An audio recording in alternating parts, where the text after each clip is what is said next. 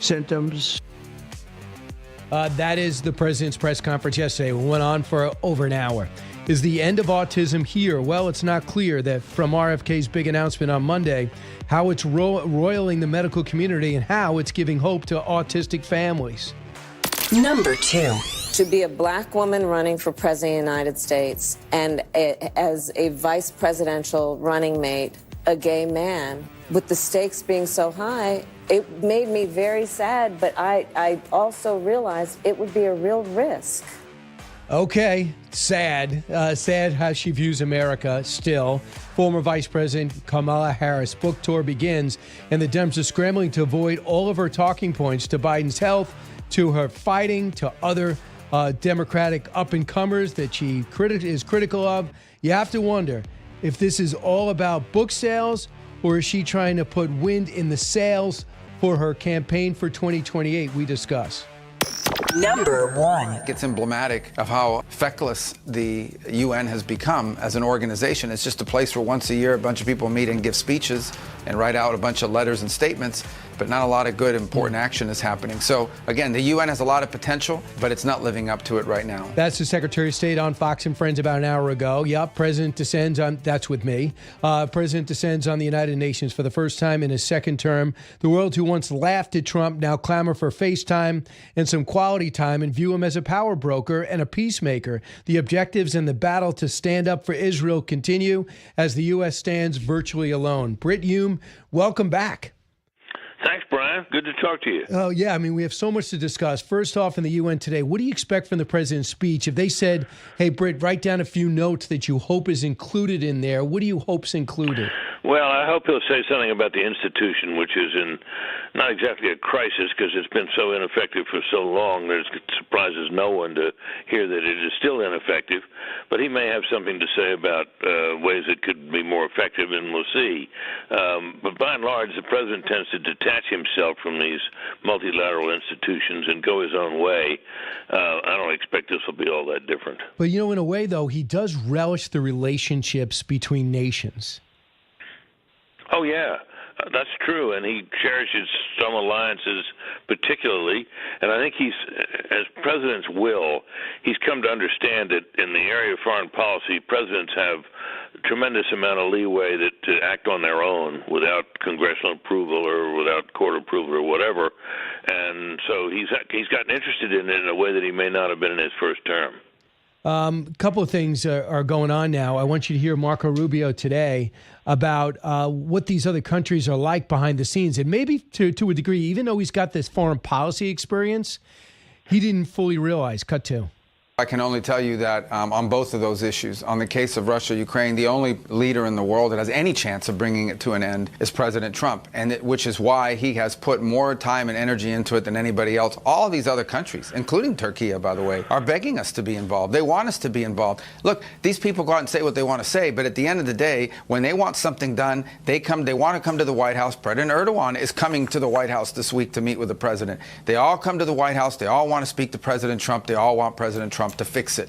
So they can say whatever they want to say. The truth of the matter is that we have leaders, we have meetings going on today that we have leaders begging to be a part of it. They are calling saying, can we be included? Can you bring us in? Can you get me 5 minutes to shake the president's hand? He is the indispensable leader in the world right now. He is the only one who has any chance of not just brokering a deal to end the war with Russia and Ukraine, but also bringing about the war that's going and getting all the hostages released in Gaza. And I think he's put more time and energy into peace proposals and peace initiatives than anybody else in the world, and he's had the most success of anybody else in the world. He doesn't get a lot of credit, but let's not forget the DRC and Rwanda had a war going on. Right. It's the president. And we know he goes through that with us. But he does say people lean on him. But, you know, Britt, I think Vladimir Putin's made it easy for the president.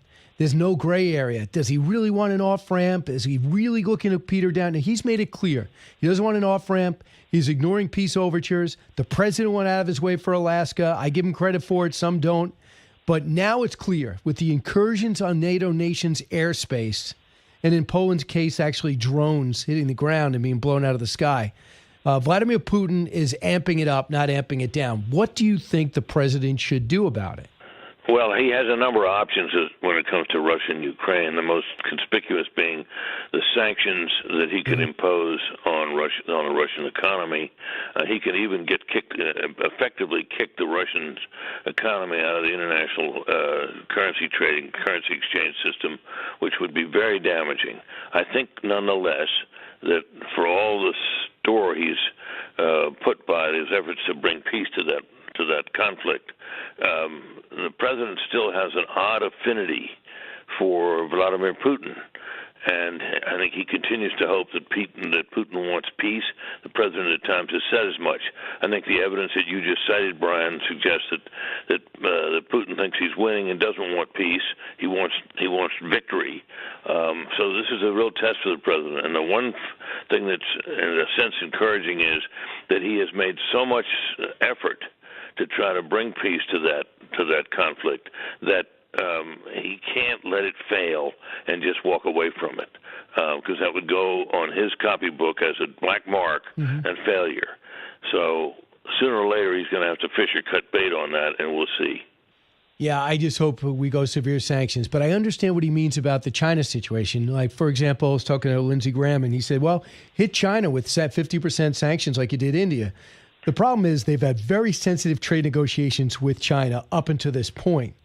And this would be something on international relations and more military, and that would blow up these sensitive negotiations between these two economic superpowers. I understand the president's hesitancy there. I'd go Turkey, Brazil first. Well, that might make sense, Brian, but I also think that much of the administration's efforts in foreign policy have been based on the proposition that the real threat, the ultimate threat, the one we have to be most concerned about, is the one that comes from China. Yep. And this occurs, of course, this is true at the same time that the president has entered into these delicate trade negotiations. So it's a very complicated situation for him to try to balance. And it's not at all clear to me how this is all going to turn out. All right, I will say, I just hope the president comes down hard. Here's the benefit, and you have seen this and reported on this in your lifetime with the wall coming down. I think for the first time since the wall came down and Vladimir Putin took over, our European allies, Eastern Europeans get it more than Western, understand they have to build up their own defense. They have to take responsibility. They got to get the missile defense going. They got to have their army going. And we could say that every year, and we can complain about it from president to president. But this is the first time they actually fully understand it. And they'll have to buy the military equipment from us. We give up 80% of the military equipment in the world is from us. And then with the maintenance contracts that come with that and the responsibility, that could really benefit this alliance and America. Well, I think it's important, Brian, because the president deserves a lot of credit, it seems to me, for pushing the European allies to wake up and get serious about their own defense. Vladimir Putin obviously has a lot to do with that as well. The invasion of Ukraine and the continued war there has been an alarm bell in Europe, and it remains to be seen whether Europe will follow through fully on its promises to elevate its expenditures on defense. But I think there's a greater chance of it happening now than there has been for a very long time, as you suggest. You know what I love? I love the finally we have an emphasis on Central and South America. And I think they got these Sinaloa cartel members that have been captured in Centaurs are becoming informants. And we're zeroing in on Venezuela because of that. Now, I love that emphasis because in our hemispheres, Iran, in Brazil, China's got this huge influence. Russia, China, and Iran, huge influence over in Venezuela. I think this has to be addressed. I did not expect the president to do this, but he is. Well, he is. There are serious questions about the constitutionality of the attacks on these drug boats. I don't think anybody watching this would say,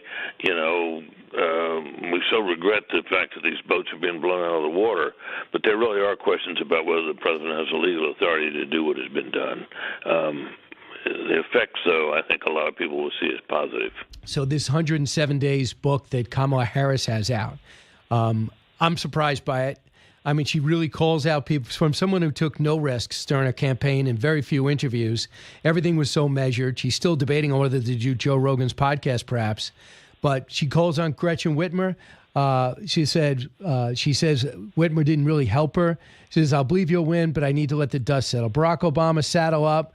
Michelle and I are supportive, but not going to put our finger on the scale. Nancy Pelosi did back her. Bernie Sanders says, stop with the abortion, push for working class. Gavin Newsom says, I'm hiking. J.B. Pritzker, sorry, I'm governor of Illinois.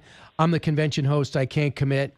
So she talks about people on her side. And Joe Biden, when he put on the MAGA hat, and when Joe Biden made the comment that Trump voters are garbage, really hurt her campaign. She lists a lot of this stuff. And my sense is, after reading these excerpts, what is her objective, Brit?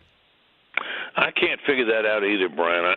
I basically believe that the Democrats would not turn to her again. I'd be surprised if they did. She was the weakest presidential candidate I can imagine. Although if Biden had stayed in the race, he would have been the weakest. But she was not much of an improvement, if an improvement at all. And I think her own failings as a candidate, as a politician, and even as a vice president, are what she's trying to deal with here. If I can make a guess at it, because it's hard to figure out, but I think she's trying to shed some of the blame that has attached to her because of her campaign was such a calamitous failure. So she says her status within the administration was always delicate. Because the outgoing chief of staff always tells the incoming chief of staff, look out for your vice president, because I've gone after him in the past in 2019 on busing in the primary debate. I came into the White House having people make me prove my loyalty. So, okay. I appreciate that as somebody who likes talking about this stuff and speculating on it. I love it. You know, just like when you hear the inside story in a locker room when you're covering a team. But I look at that and go, okay, thanks. But you just hurt your relationship with the entire Biden staff, certainly with the former president. So thanks for telling me, but I just don't see how you benefit from something like this. I don't either, frankly. I think I think she'll soon be forgotten. But and if she wants to run again, I don't think it'll go anywhere. Who do you think on the Democratic side is the most intriguing, the best, the skill set that you think Republicans should take note of? Well, I think that right now the front runner unmistakably is Gavin Newsom. He has some talents, but the California situation is not exactly an advertisement for him as a president, and so he'd have tough sledding. And I think the way he's trying to mock the president and imitate him. Imitation is, after all, a sincerest form of flattery, as has long been recognized. So I'm not sure it works very well. But it's early days, and we'll see. But he's always worth keeping an eye on. I know him a little bit. He can be quite charming if he chooses, but he's got some baggage.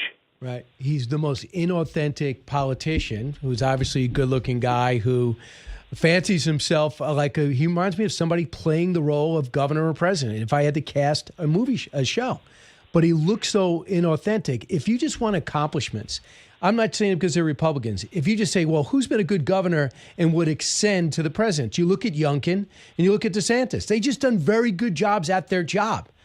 But you have Kamala Harris, who wants to forget what bad vice president she is, and you have Gavin Newsom, who wants you to forget what a bad governor he was and wants a better job.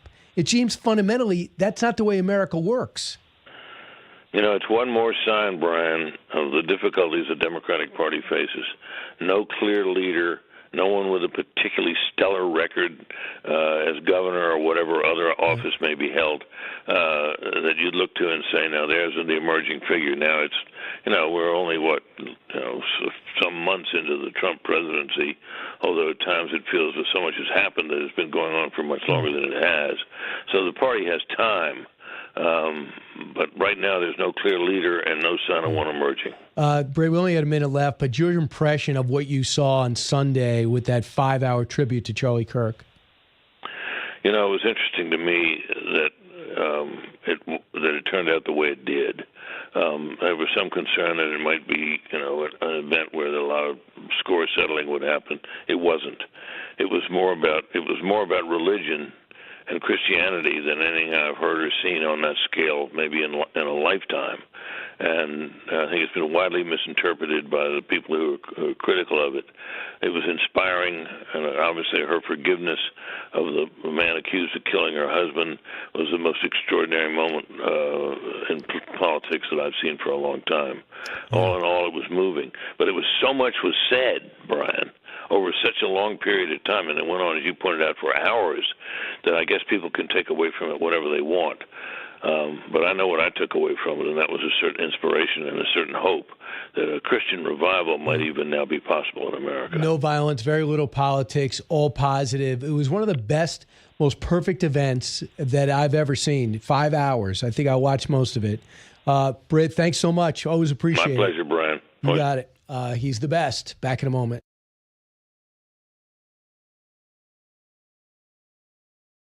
We want to take this problem head on. You know, we also released today information about a new label change. We're going to approve a treatment for kids with severe autism that have an antibody or a deficiency of folic acid in the brain.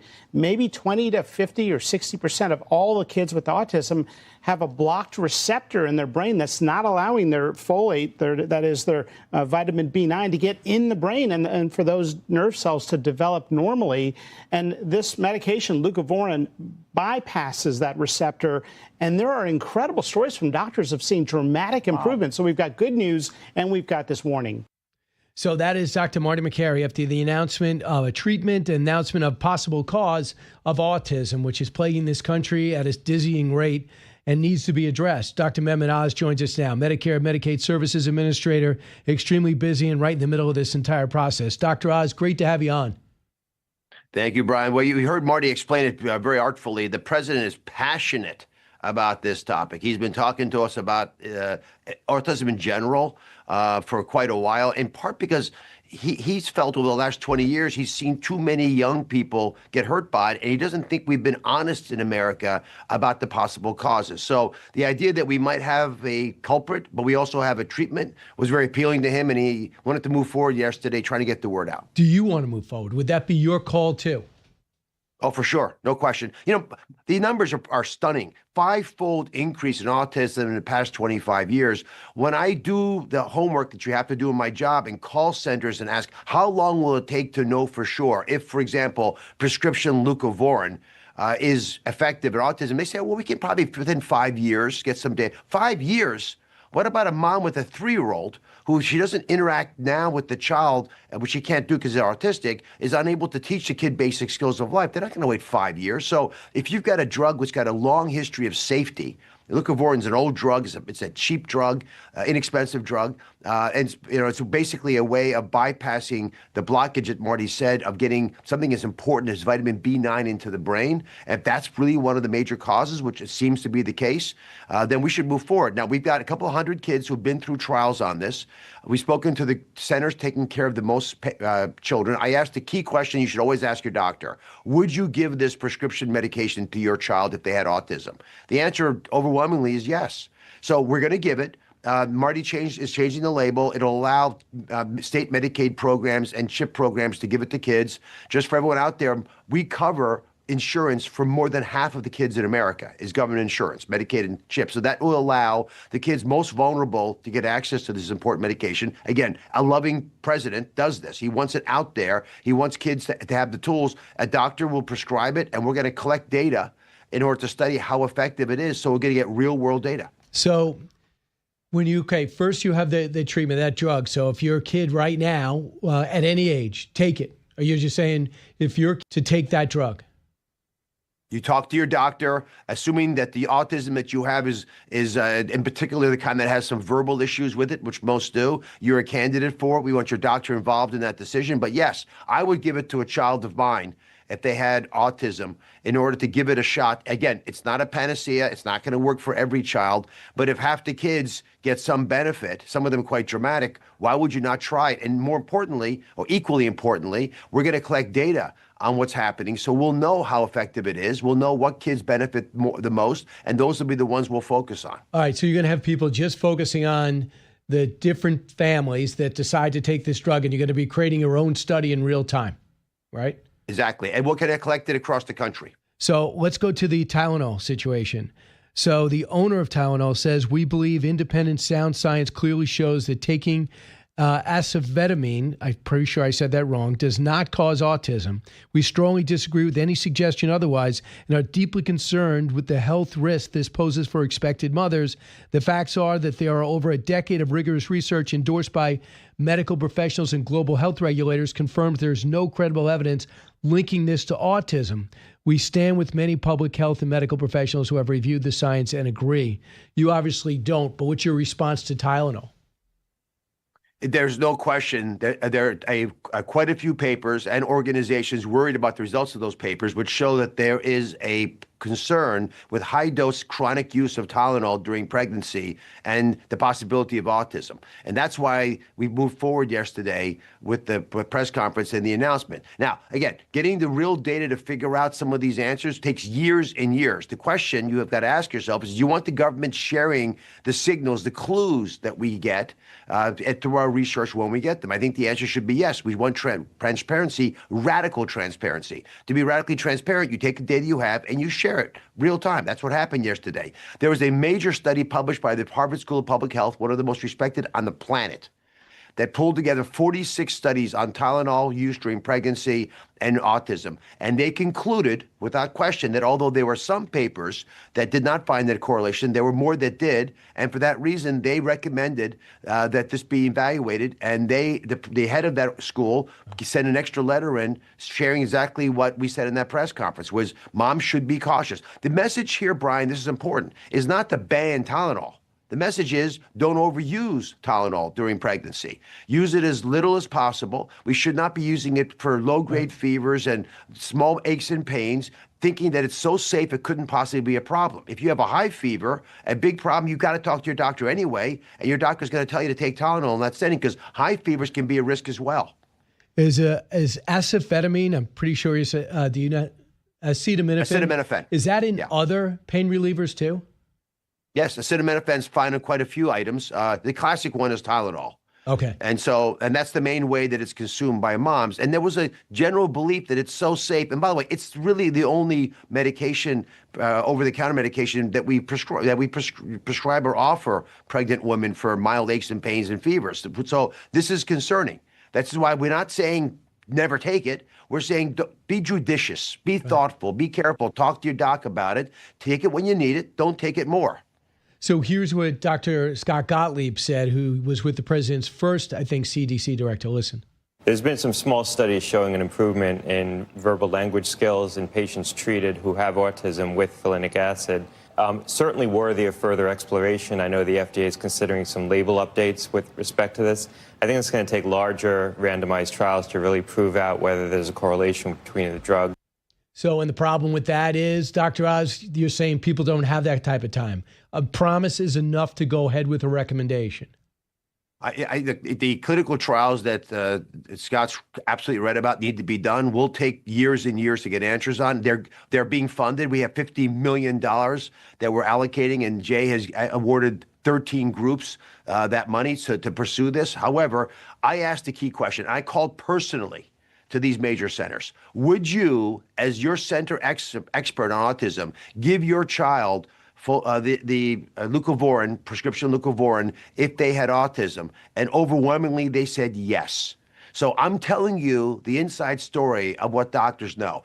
Normal governments often hide this because they want to be super cautious. The president is a brave man. He wasn't willing to wait. He was adamant that we get out in front and tell the American people so you can decide. Now you can do your homework if your child has autism. So I guess one of the risks would be if something goes wrong, if you take this and the government gets sued. That's what you're talking about, right? So there's some liability there. And you're going to change the labels on Tylenol immediately? So that's Marty's decision. I believe his intent is to add a cautionary note to the Tylenol label.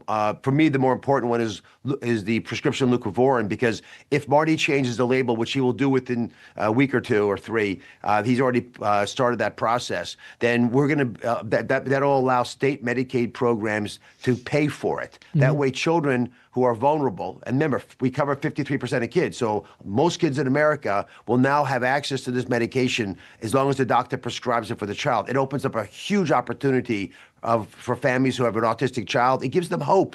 It gives them a chance to go at this full speed the way people who know about leucovorin have been doing now for several years. So autism prevalence in the U.S., 1 in 31 children born in 2014 are diagnosed with autism, 5 times higher than the CDC began tracking in 2000. And now 1 in 20 boys are affected. That's 5%. California with the highest at 1 in 12%. Is this an American increase or is this a world increase? We're seeing it in many parts of the world. And just to put a fine line on those numbers, a 5-fold increase in a disease over 25 years is not genetics, right? The human genome doesn't change in 25 years like that. So there is something in the environment that is leading to autism. Talk to the families of autistic kids. They have lots of ideas. Autistic kids, as often is said, you've seen one. They're all different from each other, but there's something else out there in the environment. We are aggressively seeking answers. When we find them, we will share them. This is the first of several updates that you should expect to get during the president's term. He highlighted yesterday that's his intent. As we find that the clues, we're going to share them with people. They have other promising leads. They could be things with how the gut bacteria prosper. It could be toxins in the environment and how they affect the kids. Lots more to come. But you got the first 2 important clues, the building blocks of building trust in America in science. Dr. Oz, first off, when I hear a disease is prevalent, that's bad, but it's good for research money because it affects a lot of people. Is there a lot of money in autism research, did you find when you took this job? And if not, why? There's not enough money in autism research. It's changing. The president gave us $50 million more that Jay has already, from day one, was out there looking for people to support. Jay Bhattacharya from NIH. 250 grant applications came in. He awarded 13. So now it's up and running and moving at its pace that it should be. You ask an important question. Why hasn't this been adequately funded? I think there's been a fair amount of gaslighting of parents. They say there has been. They're told, oh, it's in your head. We're measuring it differently. These kids were always, that's one question that came up at the press conference. These kids have been out there forever. We just never kept track of them. To which all of us who are over age 50 say, well, where are they? Like, where are those kids? I didn't grow up with autistic kids.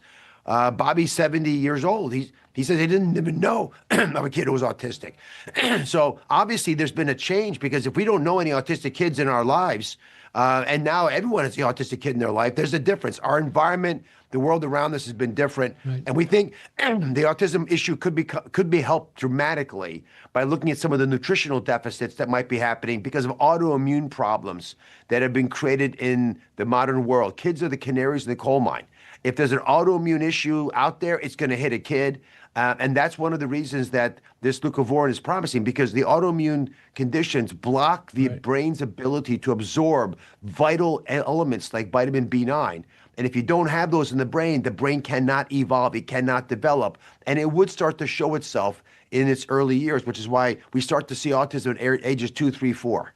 So, Dr. Oz, you have these years as a medical professional, and you sit down and you're in a meeting, and you hear things, and even though you're on the HHS team, Dr. Oz, the doctor, not on board. How do you handle that, if that has happened yet? When you start hearing different things and different policies, and you're thinking, I really can't back that, whether it's medical research or whether it's a program. How do you be on the team, but yet speak your mind? Brian, we're a very, very open group of people. As Bobby has said many times, we're all renegades. I got canceled during COVID for saying things that weren't popular to be heard at the time, now turned out to be true. Marty, same thing. At FDA, Jay, same thing. God knows Bobby Kennedy's been attacked. So we are like family. We speak very openly, very bluntly to each other, but we wash our laundry in private. I must say I'm pretty aggressive as a physician. I want to give my patients the choice of so they decide. I don't patronize them by, be too paternalistic, rather, by holding back on evidence that they should know about. And frankly, the president is as aggressive as anybody. He's a brave man. He said he did not take this job to hold back. He wants to go full speed on autism. He thinks it's an indictment of how we take care of our children. But Dr. Oz, I know we're up against the break. Real quick. So I think you guys fundamentally want to change something. Rather than wait for every study to be every dot to be dotted and every T to be crossed. Your feeling is, if we're getting there and there's positive signs, what are we waiting for? There's lives in the balance. And you want to change the way things are done there in HHS, period, correct? It's too slow for lives that are moving so fast. Beautifully stated. And we have silos here that block within any government the different agencies who should be working together and building a safety net for the American people to do just that. If I'm doing my little thing and never talking to FDA and NIH is discovering things, they don't tell FDA about it, no one benefits. In this administration, the president busted those silos. Secretary Kennedy does not take prisoners on these issues. He is adamant. I don't want any infighting. I want you guys to get along, fix these problems, and I certainly don't want to have internal barriers slow down progress for the American people. Failure is not an option, Brian. This is a catastrophe for us. Right, and hopefully we can change people's quality of life and lengthen their life in the process. He's the administrator of Medicare and Medicaid Services. Dr. Oz, thanks so much. We appreciate it. God bless you, Brian. Take care. Oh, Rachel Campos-Duffy is here. Rachel, you and I can identify with this. The president walked up, and first thing I'm reading the closed caption, the teleprompter doesn't work. And he said, "Do you believe this? The teleprompter doesn't work? Good thing I can speak off the cuff." And, you have the United Nations funding this, and that's why he's reading right now. Your thoughts? Yeah, no, we're funding that. So where's our money? Yeah. By the way, we haven't paid like billions of dollars in bills. He's just not paying. Oh, good. Maybe that's why the teleprompter's not working. Well, I love that Michael Waltz is there, though, right? Yeah, we finally have that confirmation over with, and there's a lot of other people that are stalled, by the way, nominations that haven't made it through. Yeah, you got system. about 50 through, but you got another 100 at least left. So was it good to see me?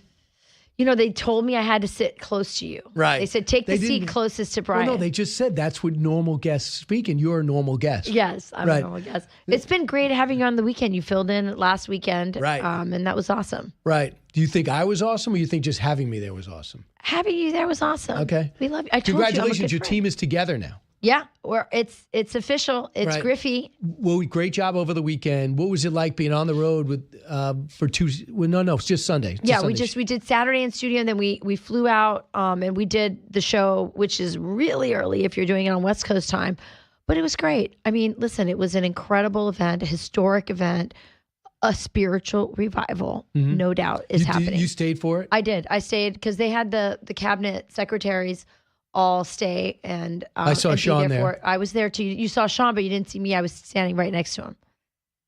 Really? Were you sitting right next to him? I was sitting right next to him. This is embarrassing. Yeah. I apologize. I would have pointed you out. Well, I'm so short you didn't notice. Well, no, I wouldn't say that. You're tall enough. But I thought it was one of the best events. I think it was perfect. It was one of those things you walk right, you go, that was perfect. 5 hours. And how did they do that, Brian, in 6 days? I mean, as they said, it takes 6 months to plan an event like this. It was incredible. Not one thing went wrong. And I'm not even just talking about, I'm talking about no violence. Were great. Everything was great. But there was not even trash on the floor. It was the most beautiful event. So we have two things that are going on right now, and the President of the United States got to address them. You have Russia and the Gaza situation, where you have these other nations recognizing a Palestinian state. The problem is there's no Palestinian government, and what you're doing, and Hamas said this is the fruits of our October 7th attack. The fruits of massacring 1,200 people.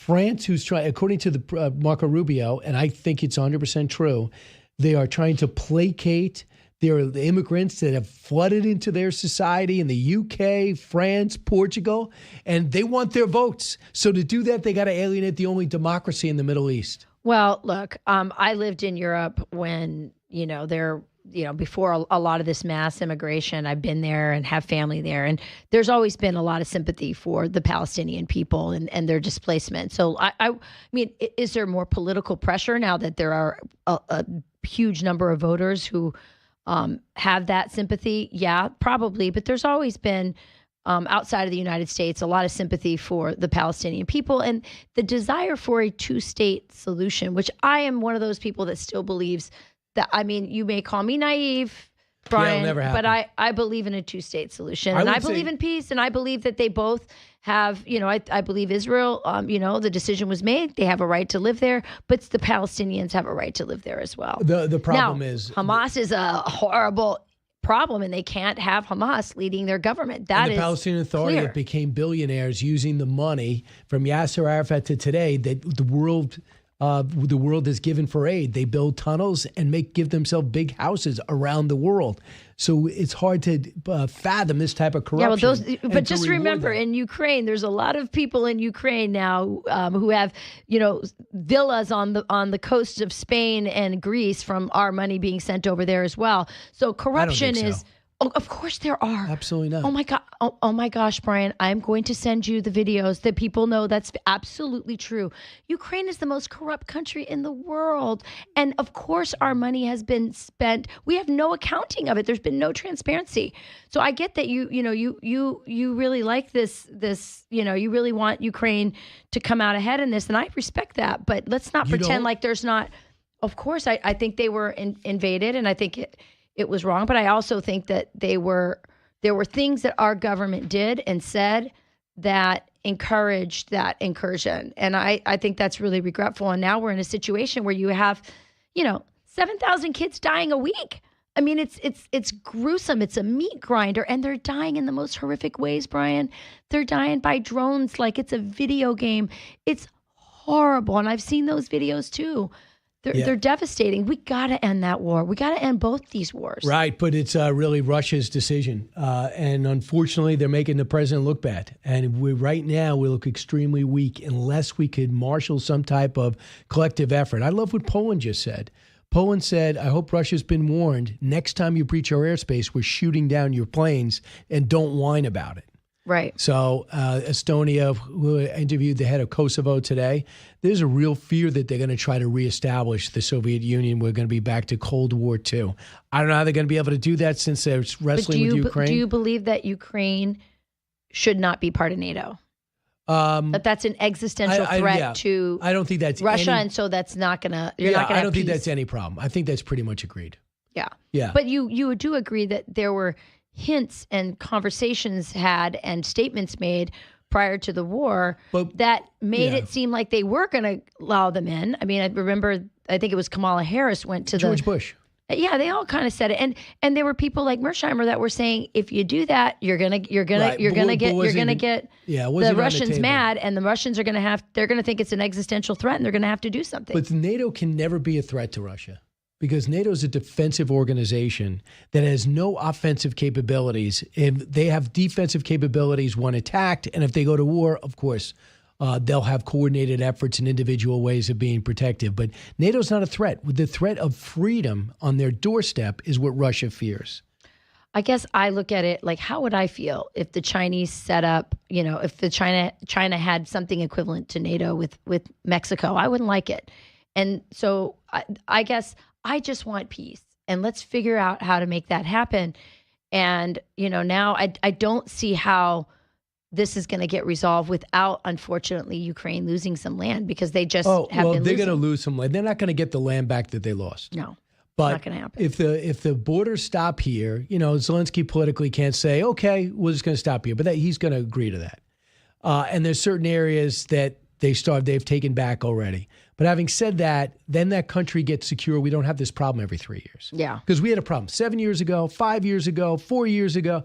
So it is everything, we never get it settled. They sign agreements, Russia breaks the agreement, and then they go back to war again. And so I think we got to get this thing settled.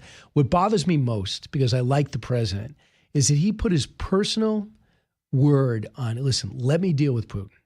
And Putin knows he took great political risk in doing this. Yeah. So even though he's a dictator, and I get it, I always thought to himself, listen, it would be great to have somebody in the White House that I could talk to. Yeah. He's making it so President Trump has no relationship. He knows the minute heavy sanctions go on, the talks stop. And I'm saying to myself, even if you have that survival instinct of a dictator, you'd say, why am I alienating Trump? The next guy, the next woman is never going to be as open to my suggestions. And what he's doing is making the president look bad after Alaska. And that bothers me as an American and as somebody that wants to see Trump being successful? I guess I don't think the president looks bad. I think the president looks like somebody who's been trying with greater effort than anybody ever has at bringing about peace. I mean, ultimately, each country is responsible for their own country, and they have their own needs and their own their own interests. And so the president, extended the olive branch, is trying to make it happen. But there's also things on the battlefield that are happening that are changing things as well. So I don't understand it all. Mm-hmm. I do believe that President Trump is trying really hard. One of the great things, he's a peacemaker. The one thing that I love, and he's got to rattle the cages in order to get peace. And that's what's happening in Central and South America. And Maduro reached out and shows how desperate he is and says, I want to meet with the president when he's in town. The president's not going to meet with him. Of course not. He's an illegitimate How real dictator. Is this story that some of the higher-ups in the Sinaloa cartels have been arrested, moved over here, and have become informants, giving us information on how exactly this drug's being trafficked, and it's led to the explosion of these boats leaving off the coast of Venezuela? I wouldn't doubt it at all. I mean, it's interesting. We're seeing just more and more pressure being put on him. He comes on TV, Maduro does, every day. He has this propaganda TV station, government TV station, which, by the way, in Mexico, they believe that the Mexican president is funding that television station, which is interesting as well. But yeah, I mean, he's there. He's getting a lot of pressure because the money is getting cut off. The oil money, he doesn't have the same oil money. He doesn't have the drug money coming in. And so he's getting more and more pressure. And I think the hope that Marco Rubio and also Pete Hegseth and the president have is that this will end peacefully, that he'll just get that he'll get so isolated because they're putting pressure on Mexico and saying, you better not, be involved in this. So if he gets more and more isolated and he gets poorer and poorer, he might go, I better take the billions that I have or millions that I have and just go to Turkey, get moved somewhere else. Or Iran. I hear they're Iran, hiring. Wherever. Yeah. More with Let's Rachel in just a moment. The President of the United States just pointed out when he was a developer, he offered to fix up and refurbish the UN. They turned him down. Instead of marble, they went with plastic. He is not forgetting. Back in a moment.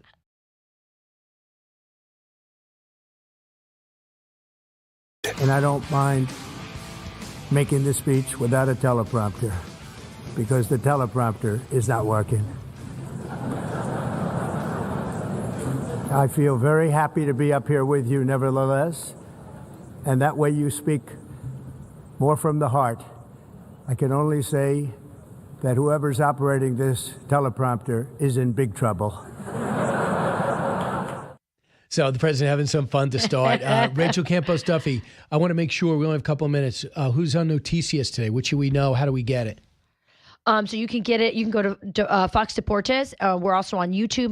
We're probably getting more people coming to us via YouTube, but we're doing everything. I mean, we're covering the latest on Venezuela. We're covering immigration. We have a woman who worked for Turning Point since 2016 in Arizona who knows Charlie Kirk. She's going to be on today to talk about how much Turning Point has done to help Hispanics. She was doing door-to-door and phone work for Charlie Kirk. But just what a great guy he is, how interpersonal he was and worked with his employees and talked to them and mentored them. So that's interesting. And, every day there's something new. Right. In Spanish, Central and South America. And it's hard to believe that you speak a whole nother language. Did you know that? I did. You did? I did know that? I did know it. You know what they say about people who are bilingual? What? Less chance of dementia, which kind of makes sense, doesn't it? Really? Because you're using your brain, you're using all parts of your brain. Then I stopped using my brain in 11th grade. Because I was taking German. Yeah. And it didn't really stick. Why did you choose German? It's not that useful. My dad was stationed there in the Army, and he thought that Germany was going to really be a big language. Till Angela Merkel came. Thanks, Angela. She was a genius. All right, so we're going to be monitoring the president's speech. He's actually talking about Israel, the need to support. And now he's going into the Ukraine war. We're going to talk about what he's going to do because we need some action, Rachel. Thanks so much. I love that we can have this. This is what Charlie would want. Two people with very different opinions about war and peace. Prove me wrong. I love it. One of the best guys you'll ever meet. and I would wish he'd be back in the political fray, but I don't know if he could handle the pay cut. Harold Ford Jr., Fox News contributor, co-host of the most successful show on television, The Five. Harold, welcome back. Brian Kilmeade, always good to be with you, sir. Thank you for the kind words. I can anticipate your reaction. You're always saying we're better off talking, but it looks like they're not going to talk because the president feared, in my words, grandstanding if they were to meet to avoid a government shutdown. Your reaction? Well, you're right. I always think that it's best to thanks again for having me on. I think it's always best to talk, and here's why.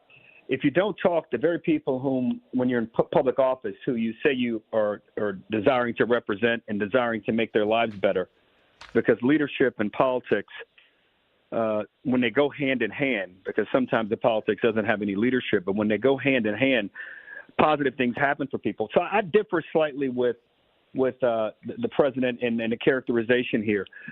I think if you're not going to meet with Democrats, presumably that means one or two things. One, you don't need their votes to pass what it is you want to pass.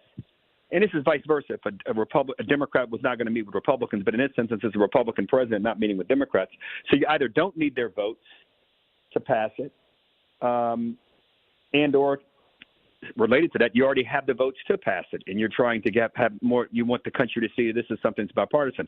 The president has control. His party does of the House and the Senate. Mr. Thune, who's an old friend, and Speaker Johnson, who I don't know as well, they don't have the votes in their chambers to pass this. If Speaker Johnson had enough Republicans to say, hey, we think the Democrats are wrong to want to adjust some of these health care spending, I actually think they're right. I actually think if I were the president, I would restore some of the funding for Medicaid, because President Trump made a promise to his voters, many of them viewers and listeners on Fox and Fox Radio, to say that I am not going to cut Medicare, Social Security, or Medicaid.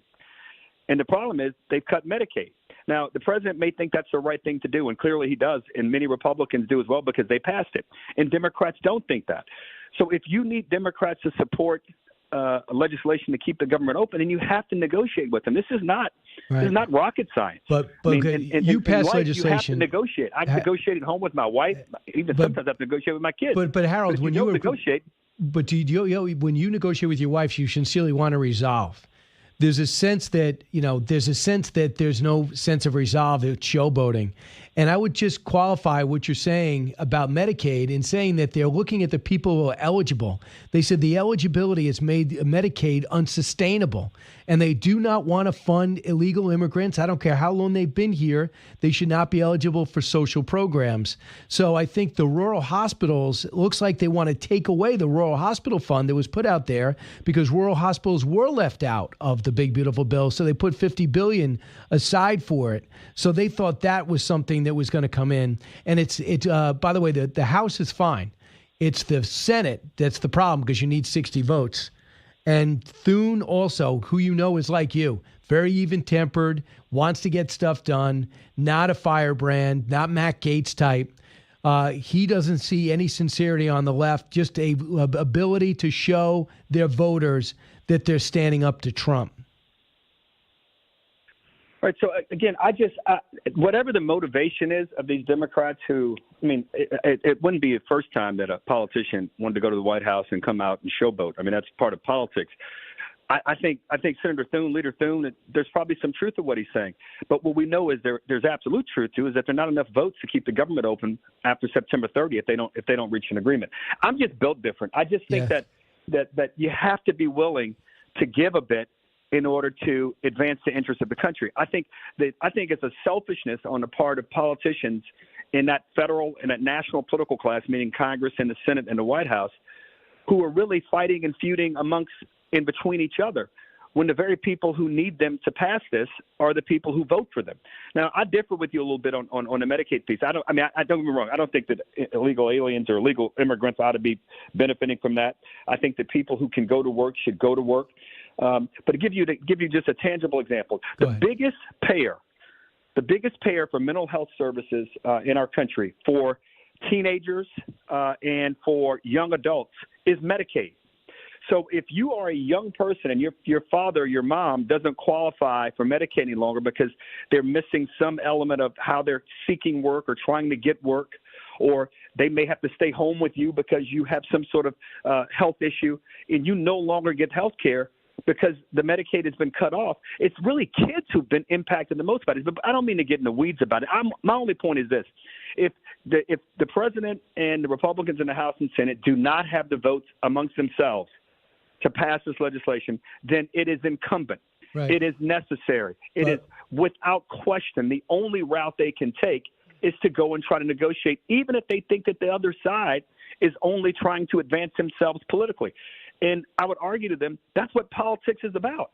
I mean, this Democrats are not turning a new page here by saying, hey, we want to have some attention here. We want some credit But you know here. what Republicans are asking for? Just give me a clean CR because you need 3 more months to negotiate, evidently, because they can't get it done on time on the Senate side.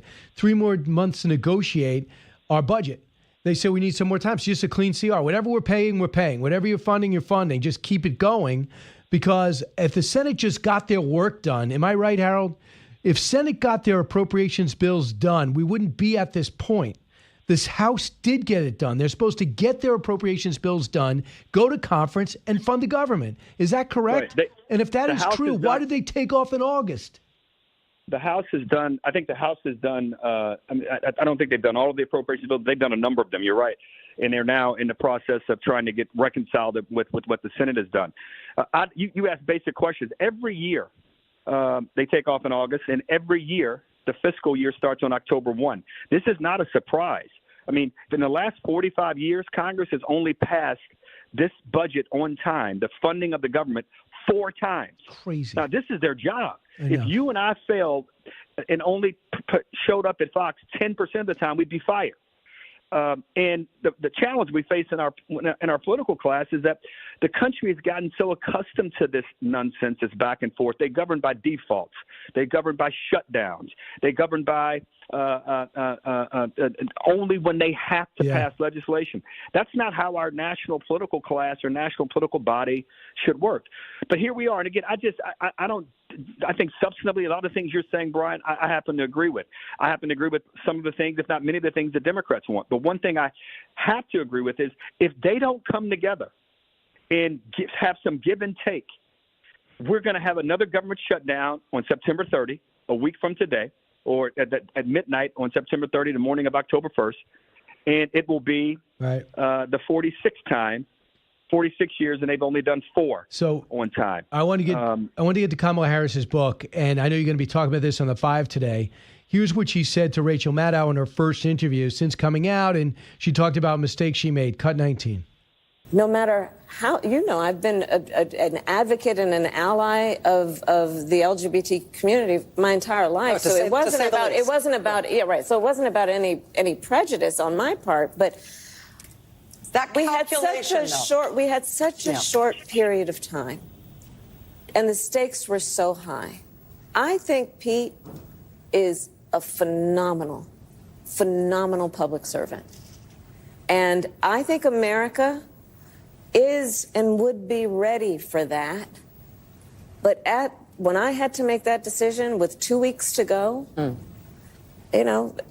maybe I was being too cautious. And she's talking about not picking Pete Buttigieg because he's gay. He goes, we're asking America to pick a woman of color, and a gay man. It seems like such an obsession on gender, sexuality, and nationality. And it just was very flagrant in that answer. I could play even more of it. Your response. I've said now for the last 2 days, I don't understand why you would include this in a book for 2 reasons. Put aside the Pete Buttigieg's sexual orientation.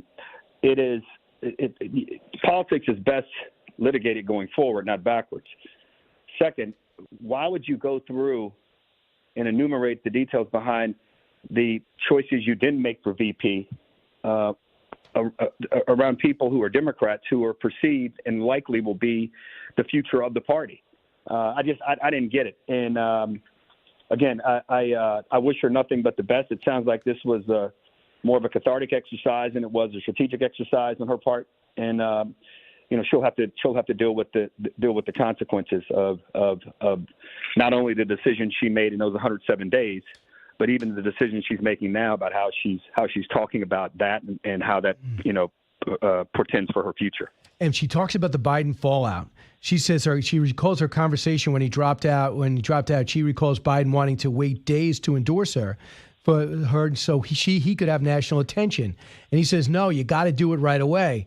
And she talked about how upset she was that he waited 9 minutes to come out with a tweet to endorse her, and there was separation there. And then when she talked about the disappointment in his speech at the DNC, said it was a legacy speech for him, not an argument for me. But if we waited for some personal stories about working with me and what qualities he had seen about me that led to endorsing me, they just weren't in that speech. He talked about putting on the MAGA hat on the trail for her, and that overwhelming her ellipse speech. And then when he called Trump voters trash, garbage rather, that overwhelmed her on the campaign trail. Is your sense this was done on some way passive aggressively against her? I don't, again, Brian, as I said, I don't understand this exercise of this book, the purpose of it. It's at some level, it strikes me as her saying that she's not going to ever run again for public office. At least I don't know how you come back to the Democratic Party and the things that I've not read the book, the excerpts from the book that I've listened to and that have had read to me. It's just puzzling to me. I think if anything, the vice president should be saying to Democrats, thank you, because the party, we gave her the nomination without a primary. We gave her the nomination and $1 billion and $1 billion. Right, and the campaign was well funded and well resourced. But look, I'm not a psychiatrist. I don't, and nor do I understand all that's going on with the vice president. I like her personally, but she is. This is not what I would be doing, and I don't think it bodes well for her going forward. So just quick, just so I have a minute left, but as a Democrat, they hated the fact that they're doing the whole auto pen investigation, where Jeff Zients and everyone's got to take the fifth or explain what they were doing while Biden was losing his mind. Now this brings everything back, but they only have themselves to blame. Now Shapiro and Whitmer and Biden and everybody else is going to be asked about their relationship with Kamala, and they can't point to Trump to say, where's this coming from? Final thought? Yeah, I think this goes both ways. The President Biden is no longer the president. He tried his hardest to make our country better and make our country stronger. In some instances, he succeeded. Some he didn't. I dislike when President Trump, who is my friend, but I dislike when he constantly rails on President Biden. You got to look forward. And I just think you look backwards only to get some context about where you're going forward. You don't look backwards to bash and explain why you can't get the job done, whether you're a Democrat or Republican. I agree. I would love for the president not to bring up Joe Biden again. I really don't want to hear it. But when people in the Biden administration write books about it, that's when you guys talk about it on the 5, and then we got it front and center here. But I agree with you, Harold. I have no interest in looking back. I have no. From the president's perspective, he's got too much on his plate. You wrote a great book on, you know how close Leader Thune and I, we were the bipartisan basketball team back when we were in Congress back in the late 90s, and we won the championship a couple times. And it was not because of me. Thune can play. The leader can play. So you wrote about it, and thank you again. That's the only time I look back on this conversation. You got it. Harold, and by the way, I'm writing a sequel, Harold Ford. Thanks so much. Thanks, man.